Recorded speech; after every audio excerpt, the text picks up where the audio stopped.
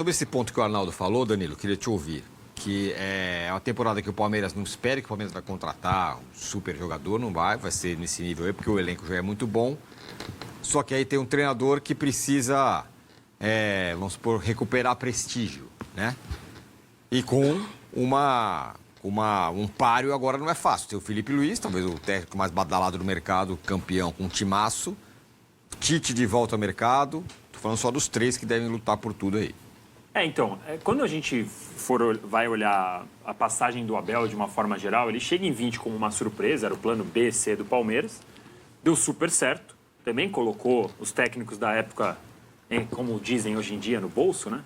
Fez lá a mudança tática na final contra o Renato Gaúcho e ganhou a final da Libertadores e por aí vai. Então ele ganhou 20, 21, 22, 23... Aí 24, ele não ganhou só o Campeonato Paulista. E 25, eu não tenho a menor dúvida de que ele entra agora em 26 num pior momento dele no Palmeiras, justamente por ele não ter vencido nada em 25 e pior, ter sido eliminado pelo seu principal rival e, obviamente, ter perdido a final para o rival nacional, para o rival do momento. Eu acho que ele tem, sim, que melhorar o trabalho dele, mas acho que ele já deu algumas mostras durante esses 5 anos que ele tem no Palmeiras de que ele sabe adaptar jogadores, tanto que em 20 ele chega com um time com uma lista de dispensa e faz os caras praticamente virarem ídolos do Palmeiras. Quase todos da lista de dispensa são ídolos. Se não são ídolos, tem um lugar muito especial no coração do torcedor. Então, Zé Rafael, Gustavo Scarpa, Veiga, o próprio Rony, que é o maior artilheiro do Palmeiras na Libertadores. Ele já mostrou que consegue fazer jogadores desacreditados renderem, sem contar os próprios garotos da base que cresceram muito. Agora, ele entra num momento diferente, porque todos esses outros anos que eu falei, o Palmeiras ele estava, não dá para dizer underdog, mas assim, era o time que menos gastava em relação ao Flamengo. Não era o time que mais tinha investimento. O que mudou em 25 foi que o Palmeiras, pela primeira vez nos últimos 6, 7, 8 anos, foi o time que mais gastou no mercado. Só que, eu sempre falo isso, é o time que mais gastou e em 26, 27 e 28 vai viver de retoques, porque o Palmeiras não pode acompanhar o Flamengo de gastar 700, 800 milhões por ano. Em 20, 21, 22, 23, 24, o Flamengo sempre gastou mais que o Palmeiras e gastou mais, consideravelmente mais, porque também fatura muito mais. Desta vez a pressão está mais com o Abel porque o Palmeiras gastou mais e aí tem toda essa questão, né?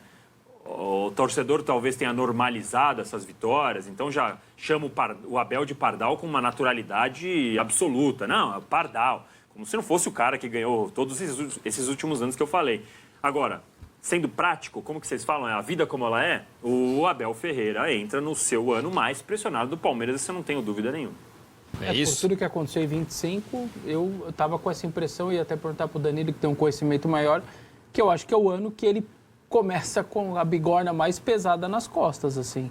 Por tudo que aconteceu em 25, não ganhou nada, perdeu 2 vezes para o Corinthians. E eu acho que isso ele tem que ter noção. A ponto de agora, foi pegar 3, 4, 5 dias a mais de férias, já deu um barulho ali no torcedor, parte da torcida. Pô, como assim? O capitão vai voltar depois. O capitão do barco vai voltar depois do que os marinheiros e não sei o quê, por que não volta antes? E já teve uma rusga agora nas férias, né? Então você percebe que ali nas férias você já começa... No ano passado chegou a ter um pouquinho disso também, porque ele também voltou, e eu lembro até da comparação do Arnaldo com o Tele, porque com o tempo o Tele também começou a ganhar esses benefícios no São Paulo. No ano passado o Abel também teve um pouco de rusga, até porque em 24 só tinha vencido o Campeonato Paulista. Teve esse pouco de rusga. A minha questão é sempre com o elenco. Porque assim, a gente já sabe que o Palmeiras é fechado e não importa muito se o técnico se vão pichar a parede pedindo a cabeça do técnico, do Anderson, se a torcida vai estar brava ou não com a questão do quando o Abel volta. Meu ponto é sempre como o elenco recebe isso. O cara que chega lá, chegou ontem, no domingo, lá na academia, não tem o Abel, ele encara numa boa. O Gomes acho que encara numa boa, mas como vai ser lá, o Marlon Freitas vai chegar, não vai ter o Abel para conversar com ele no primeiro dia? É normal, não é? Mas ao mesmo tempo o Marlon falou, pô, o Abel me ligou, tomei até um susto quando o Abel me ligou. Ele fala isso no vídeo da TV Palmeiras lá. Então meu ponto principal é sempre isso. E outra coisa, até como você disse, eu vivo mais esse dia a dia, por uma coincidência do acaso, eu vivo mais o dia a dia alviverde. O que eu sinto muito quem quer a cabeça do Abel e do Anderson e da Leila, enfim, eles fazem muito barulho, mas eles ainda não são maioria. E aí eu falo isso porque acabou o ano, todos os perfis, influencers e jornalistas, todo mundo palmeirense fez enquete. E aí, o que você quer do Abel? Se você fosse olhar o chat, as redes sociais, você vai pensar, puta, acho que tá uns 70-30 fora Abel. Todas as enquetes deram 80-20 fica Abel, 70-30 fica Abel. Então, hoje a gente vive nesse mundo que quem odeia faz muito barulho. Então tem essa impressão. Não estou dizendo que ele está unanimidade, não, até porque ele foi xingado no estádio pela torcida na arquibancada. Pela primeira vez. Então, claro que é o pior ano dele, mas não é este ano que a gente tem a impressão, vendo aqui o chat no YouTube ou o Twitter, tem uma rusga, tem um problema, mas não chega a ser nesse tamanho de problema para mim, especialmente porque o Palmeiras é um clube ultra blindado. Né? Você acha que essa renovação nesses moldes, né? 2 anos, mas sem multa, de lado a lado. Como é que você interpretou essa renovação? Assim, não digo que seja um teste, mas vamos experimentar ou simplesmente essa questão da multa tal? Ou você acha que nessa negociação teve, olha, Leila, se vier uma proposta interessante de algum lugar, tal, como é que você interpretou essa permanência do Abel, que demorou a assinar, mas assinou uma renovação sem multa de lá e de cá? Então, quando o Abel estava negociando tudo isso, né? O que as pessoas me falavam assim, que era mais uma questão, mais um charme, digamos assim, do que um impeditivo de fato. Porque não era uma multa de 200 milhões, de 300 milhões, certo. Era uma multa quase, não vou dizer simbólica. Relacionada ao salário. Era 5, 6 milhões de euros, que é o que o Palmeiras pagou lá para o PAOK, 2, 3 milhões de euros, com uma condição. Então, assim, todo mundo no Palmeiras, embora a gente tenha que sempre lembrar, o Abel assinou um pré-contrato para ir embora do Palmeiras. Então a gente não pode tirar isso nunca da reta. Mas todo mundo que você conversa, a Leila, a diretoria, quem está ali no dia a dia fala, não, o Abel é super tranquilo, ele tem a palavra, ele vai falar para a gente. Mas, de novo, eu sempre falo, assinou um pré-contrato, não dá para você tirar isso da reta.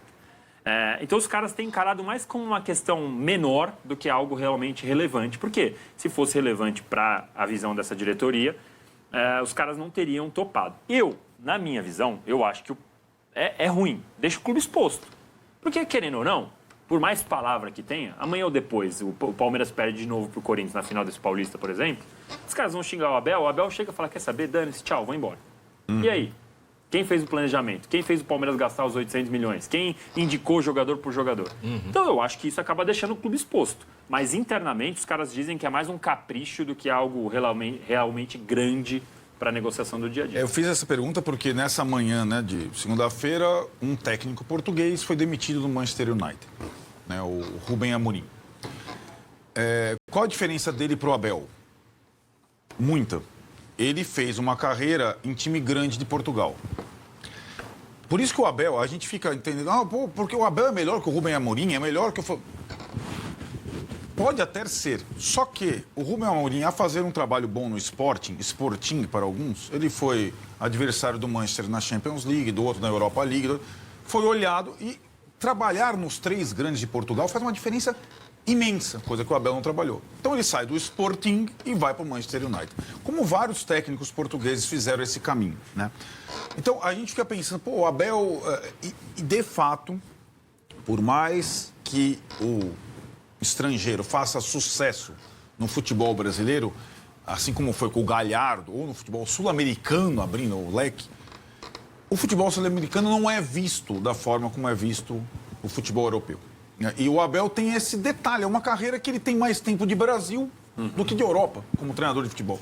Então, é uma questão que a gente fica imaginando qual seria a sequência da carreira dele, mesmo que seja só daqui a 2 anos, quando acabar esse contrato com o Palmeiras, né?